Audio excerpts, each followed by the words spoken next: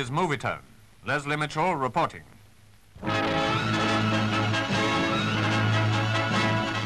Commanding the Tactical Invasion Air Force, Major General Lewis H. Brereton.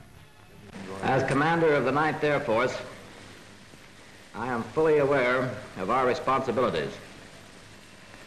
Together with the Royal Air Force, we shall be the spearhead of the coming invasion, supporting the ground forces of the United Nations in that final mighty blow which will rid the world of Nazism and liberate Europe.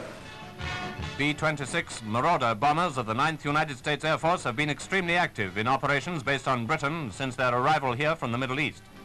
People living in the south of England can scarcely have failed to notice that. Day after day, they've been attacking German airfields in France, Belgium and Holland, as well as supply dumps, secret installations and many other targets. This story, the story of a typical Marauder attack, was shot by members of a combat camera unit. And here we go.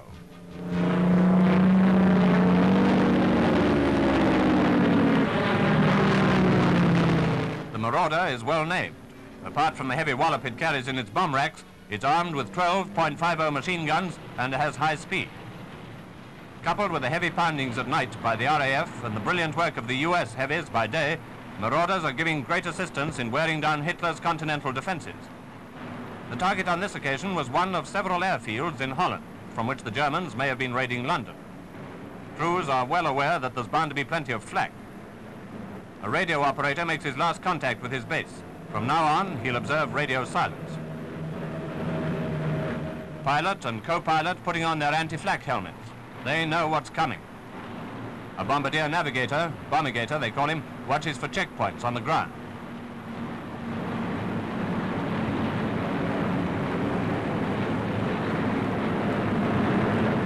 And then, as the Marauders cross the enemy-held coastline, they meet the flak. Plenty of it too, as you can see, being pumped up at them from 10,000 feet below. It's a pretty hot reception they get, and this sort of thing is a daily experience.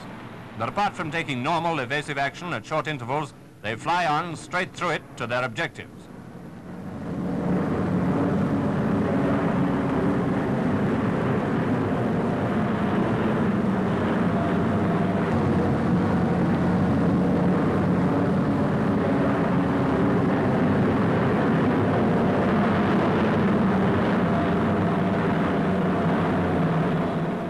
Clouds are interfering with visibility, but later the Bombigator gets a clear view of his target.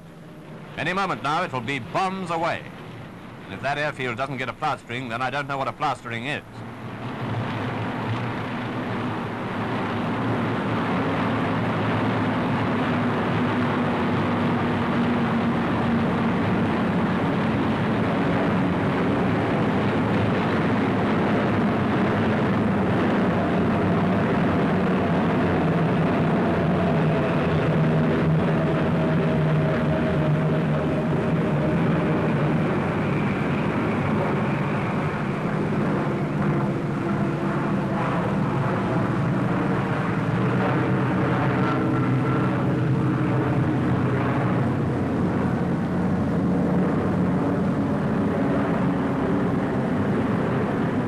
The airfield is at Venlo, only a few miles from the German frontier. Bombs on their way to hangars, bomb dumps, dispersal areas, barracks and runways.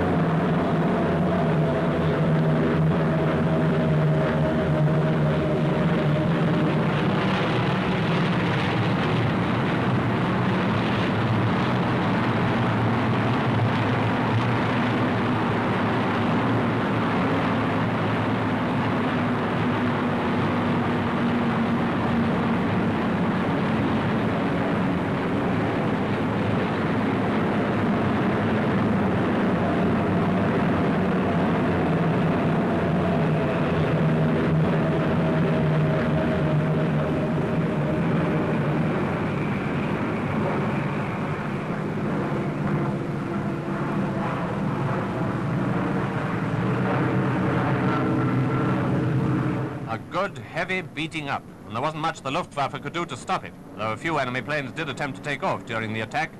Not a very happy takeoff, even if any of them did leave the ground. It was after this attack that those short, sharp London raids came to an end. Not entirely a coincidence, one might think, though of course raids against us can hardly be ruled out yet. Having unloaded, the Marauders head for home at increased speed. But their worries aren't over yet. More heavy flak has to be encountered. Having flown through 2 sessions of flak, not to mention plenty of opposition from the ground while over the target, they positively welcome a sight of the choppy waters of the English Channel. A number of aircraft have been hit. There's one in trouble, trailing smoke as one engine cuts out. Other planes throttle down to shepherd the damaged Marauder home to base.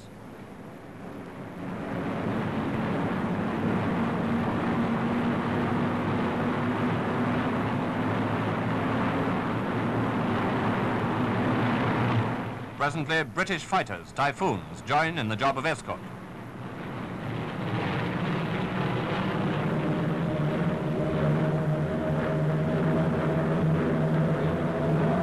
The sight of their home airfield must be eminently satisfactory. And while the Marauders prepare to come in and land, everything is ready down on the airfield itself. Ambulances, nurses, and medical personnel.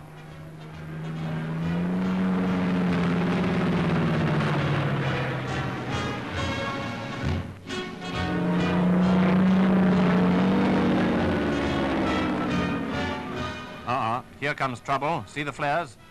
Hydraulic system hit, nose wheel jammed, landing wheels can't be locked. Well, here goes for a belly flopper.